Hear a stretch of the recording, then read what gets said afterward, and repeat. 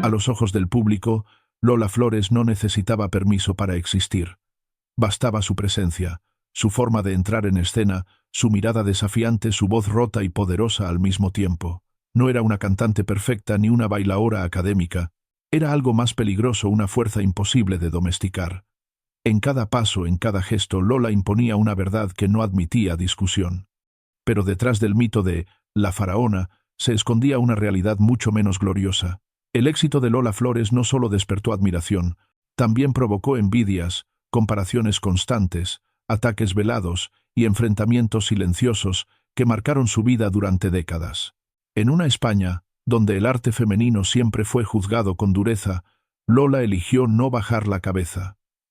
Y ese carácter tuvo un precio. Mientras los teatros se llenaban y las cámaras la seguían, las tensiones crecían entre bastidores. Competencia por el protagonismo, disputas por el reconocimiento, palabras nunca dichas en público, pero repetidas en privado. Lola no olvidaba, y sobre todo no perdonaba fácilmente. Para ella la traición artística y la humillación pública eran heridas que no cicatrizaban con aplausos. Durante años la imagen oficial mostró a una mujer fuerte, indestructible, casi legendaria. Sin embargo, pocas veces se habló de las personas concretas que pusieron a prueba su orgullo. Artistas de su misma época, figuras elevadas por la prensa, nombres que la obligaron a defender su lugar con uñas y dientes. Cada uno dejó una marca distinta, pero todos compartieron algo en común. Hicieron que Lola Flores mostrara su lado más combativo. Hoy, cuando el mito parece intocable, surge una pregunta incómoda. ¿Quiénes fueron realmente las personas que Lola Flores nunca pudo soportar? ¿Qué nombres se esconden detrás de su carácter feroz y su fama de mujer indomable? Para entender a Lola, primero hay que mirar de frente a aquellos que encendieron su parafero, ira. Lola Flores nació en Jerez de la Frontera, en el corazón de Andalucía, y desde muy joven entendió que el escenario no era un lugar de paso, sino un territorio que debía conquistarse. Criada en la tradición flamenca, absorbió desde niña el orgullo, la intensidad y la dureza de un arte que no perdona la debilidad. Cuando llegó a Madrid, no tardó en hacerse un nombre, primero en los tablaos, luego en el cine, y finalmente como una figura central de la cultura popular española del siglo XX. Su personalidad era tan fuerte como su arte. Directa, temperamental, incapaz de fingir humildad cuando sentía que no la respetaban. En una industria dominada por egos, comparaciones y favoritismos, Lola Flores nunca aceptó ocupar un segundo plano. Para ella el reconocimiento no era solo fama, era una cuestión de dignidad. Ese carácter la llevó a triunfar, pero también a chocar frontalmente con otras figuras de su tiempo. Artistas, cantantes, actrices y voces influyentes que compartieron escenario, cámaras y titulares con ella. Algunas rivalidades fueron abiertas, otras silenciosas, pero todas dejaron huella. Porque detrás del mito había una mujer que recordaba cada desprecio, cada traición y cada intento de relegarla al pasado. Y es precisamente ahí donde comienza esta historia. Número 5. Juanita Reina. Durante los años 40 y 50, el panorama artístico español tenía muy pocos tronos, y el de la copla femenina era sin duda el más disputado. En ese escenario apareció una rivalidad que la prensa alimentó sin descanso: Lola Flores frente a Juanita Reina. Dos mujeres, dos estilos, dos formas opuestas de entender el éxito, y un país entero empeñado en compararlas. Juanita Reina representaba la elegancia clásica, la disciplina vocal, la imagen pulida, que encajaba perfectamente con el ideal de estrella de la época. Su voz era técnica, controlada, respetada por críticos y compositores. Lola Flores, en cambio, era pura intuición, flamenca hasta la médula, indomable, visceral. Donde Juanita ofrecía precisión, Lola ofrecía fuego, y esa diferencia se convirtió en un campo de batalla mediático. La rivalidad no nació de un enfrentamiento directo, sino de algo más corrosivo: la comparación constante. Cada estreno, cada película, cada actuación era analizada como si se tratara de una competición. ¿Quién llenaba más teatros? ¿Quién vendía más entradas? ¿Quién representaba mejor a la mujer española? Lola detestaba ese juego, no porque temiera perderlo, sino porque sentía que reducía su arte a una simple estadística. En los camerinos la tensión era evidente. No hubo grandes escándalos públicos ni insultos abiertos, pero sí miradas frías, silencios prolongados y una distancia que nunca se acortó. Lola percibía que Juanita encarnaba el modelo que muchos querían imponerle: más dócil, más correcta, menos peligrosa, y eso para alguien como ella era inaceptable.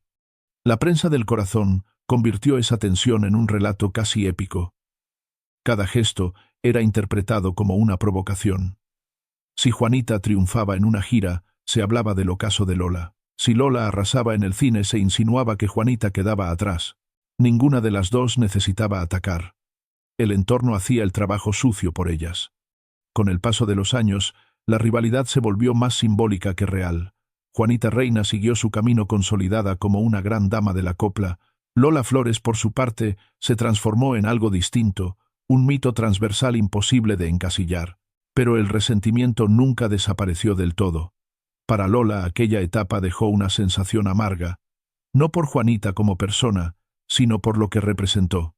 Juanita Reina fue en su memoria el primer gran espejo impuesto, la primera vez que sintió que no la juzgaban por lo que era, sino por lo que otros querían que fuera. Y eso, para una mujer que vivía del orgullo y la autenticidad, fue una herida temprana. No fue el odio más profundo de su vida, pero sí el primer choque frontal con una realidad que se repetiría una y otra vez. Un aviso claro de que el éxito para alguien como Lola Flores siempre vendría acompañado de comparaciones incómodas y rivalidades inevitables. Número 4. Carmen Sevilla. Si Juanita Reina representó la rivalidad impuesta por la copla, Carmen Sevilla encarnó un conflicto mucho más sutil y para Lola Flores más irritante. No fue una guerra abierta ni un enfrentamiento declarado. Fue algo más difícil de combatir: la comparación constante entre dos mujeres que el público y la industria se empeñaron en colocar en extremos opuestos. Carmen Sevilla era la sonrisa perfecta del cine español. Dulce, cercana, luminosa. Su imagen transmitía calma, simpatía y una feminidad amable que conquistaba tanto a las cámaras como al público. Lola Flores, en cambio, era intensidad pura. Donde Carmen ofrecía ternura, Lola imponía carácter.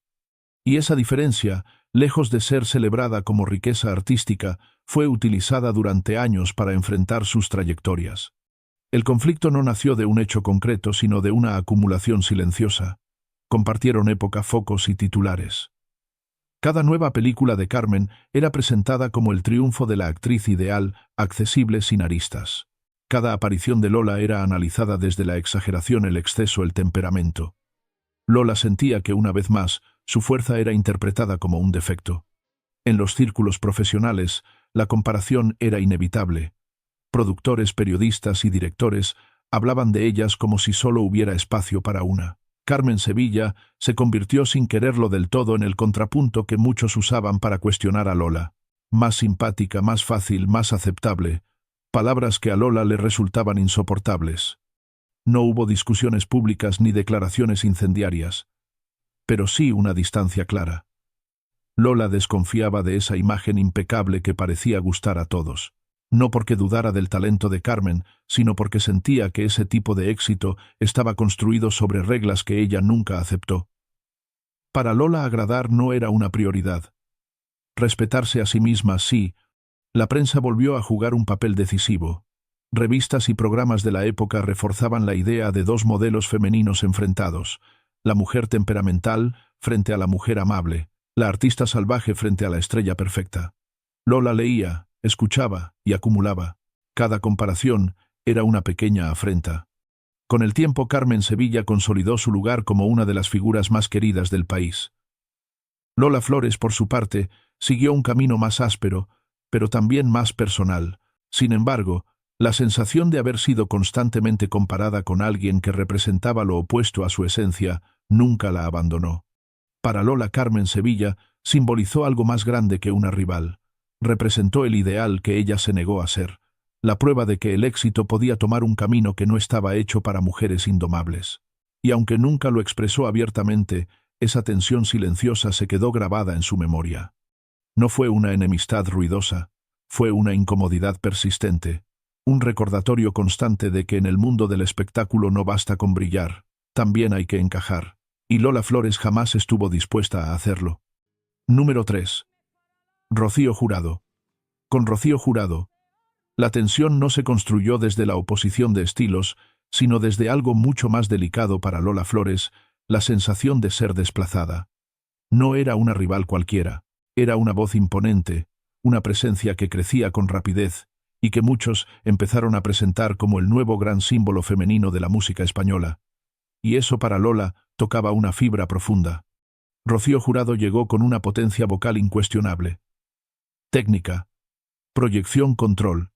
La industria la abrazó como una artista completa capaz de conquistar escenarios internacionales. La narrativa mediática fue clara y persistente, el relevo generacional estaba en marcha. Sin necesidad de ataques directos, esa idea se fue instalando en titulares, entrevistas y comentarios de pasillo. Para Lola Flores, aquello no era una simple evolución natural. Era una amenaza al lugar que había defendido durante años. La relación entre ambas nunca fue abiertamente hostil. No hubo enfrentamientos públicos ni cruces de palabras memorables. Pero el conflicto existía en el aire.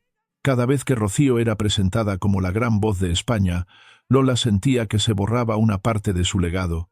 No se trataba de negar el talento de Rocío, sino de rechazar la idea de sustitución. Lola entendía el arte como identidad, no como ranking. Para ella el flamenco, la copla y el escenario eran territorios que se conquistaban con carácter y experiencia. Rocío Jurado representaba otra lógica, perfección vocal, proyección moderna, una imagen que conectaba con una España que cambiaba. Esa diferencia generó una tensión silenciosa, hecha de miradas esquivas y distancias calculadas. La prensa amplificó el contraste. Comparaban generaciones, estilos, números de ventas. En ese juego Lola aparecía a veces como el pasado, como una figura legendaria pero superada. Ese relato la enfurecía, porque Lola nunca se sintió una reliquia. Seguía actuando, creando, defendiendo su espacio con la misma fiereza de siempre. Con el paso del tiempo la tensión se volvió más simbólica que personal. Rocío Jurado consolidó una carrera brillante. Lola Flores reforzó su condición de mito. Sin embargo, la herida quedó ahí. Para Lola, Rocío fue el rostro visible de un proceso que detestaba el intento constante de colocar etiquetas, de cerrar etapas, de decidir quién debía ceder el paso. En su memoria, Rocío Jurado no fue una enemiga declarada, fue algo más incómodo. Fue el recordatorio de que el éxito no protege del olvido y de que incluso las leyendas pueden sentirse amenazadas cuando otros intentan escribir su final antes de tiempo. Esa fue la tercera marca, no la más ruidosa, no la más amarga, pero sí una de las más reveladoras. Porque mostró el miedo que Lola Flores nunca confesó en voz alta, el miedo a que otros decidieran cuándo debía dejar de brillar. Number 2. Isabel Pantoja. Si con Rocío Jurado la tensión fue silenciosa, con Isabel Pantoja la incomodidad adquirió una dimensión mucho más personal y dolorosa para Lola Flores. No se trataba solo de una rival artística. Era una figura que crecía en el mismo territorio emocional, simbólico y mediático que Lola había ocupado durante años. Y eso lo cambiaba todo. Isabel Pantoja representaba una nueva era de la copla, más contenida, más trágica, más cercana al drama íntimo que al desbordamiento escénico. El público conectó con ella de una manera inmediata. Su historia personal, su forma de cantar, el sufrimiento, su imagen de mujer, marcada por la pérdida, construyeron un relato poderoso. Para muchos, Isabel no solo cantaba copla, la encarnaba, y esa narrativa empezó a desplazar otras. Para Lola Flores aquello fue especialmente difícil de aceptar. No porque dudara del talento de Isabel, sino porque percibía que el foco mediático se estaba moviendo hacia un modelo que ella no controlaba. Lola siempre había sido excesiva, frontal, indomable. Isabel Pantoja, en cambio, era introspección, dolor, contenido, solemnidad. Dos fuerzas opuestas, compitiendo por el mismo espacio simbólico. La relación entre ambas nunca fue cálida. Coincidieron en actos, galas y entornos profesionales, pero la cercanía real nunca existió. Lola sentía que Isabel representaba una amenaza directa a su posición como gran referente femenino de la música popular española. No era una comparación impuesta desde fuera como en otros casos. Aquí, el conflicto se sentía más real, más inmediato. La prensa no ayudó, al contrario. Cada éxito de Isabel era presentado como una confirmación de su supremacía emocional. Cada aparición de Lola era analizada bajo el prisma de la veteranía, como si su tiempo estuviera agotándose. Ese discurso caló hondo. Lola no soportaba que se hablara de ella como de alguien que debía hacerse a un lado. Hubo momentos especialmente tensos en los que la rivalidad se hizo evidente. Comentarios indirectos, silencios elocuentes, gestos que no pasaron desapercibidos. Lola, orgullosa hasta el extremo, interpretaba cada ascenso de Isabel como una pérdida de control sobre su propio legado. Para una mujer que había luchado contra todo y contra todos, esa sensación era insoportable. Con el paso del tiempo, Isabel Pantoja se convirtió en una figura central del imaginario popular. Lola Flores, por su parte, resistió como mito viviente. Pero la relación nunca se recondujo. No hubo reconciliación pública ni gestos de acercamiento sinceros. Demasiadas cosas no dichas, demasiadas comparaciones acumuladas. Para Lola, Isabel Pantoja fue algo más que una rival. Fue el símbolo de un relevo que no estaba dispuesta a aceptar. La prueba de que el éxito puede doler más cuando viene acompañado de la sensación de ser reemplazada. Y esa herida, a diferencia de otras, nunca terminó de cerrarse. Por eso ocupa este lugar. No por odio declarado, sino por la profundidad del conflicto. Porque con Isabel, Lola Flores no solo defendió su arte, defendió su lugar en la historia. Number 1. Jesús Mariñas. Para Lola Flores el golpe más profundo no vino del escenario ni de otra artista. Vino de alguien que no cantaba, no bailaba y no actuaba.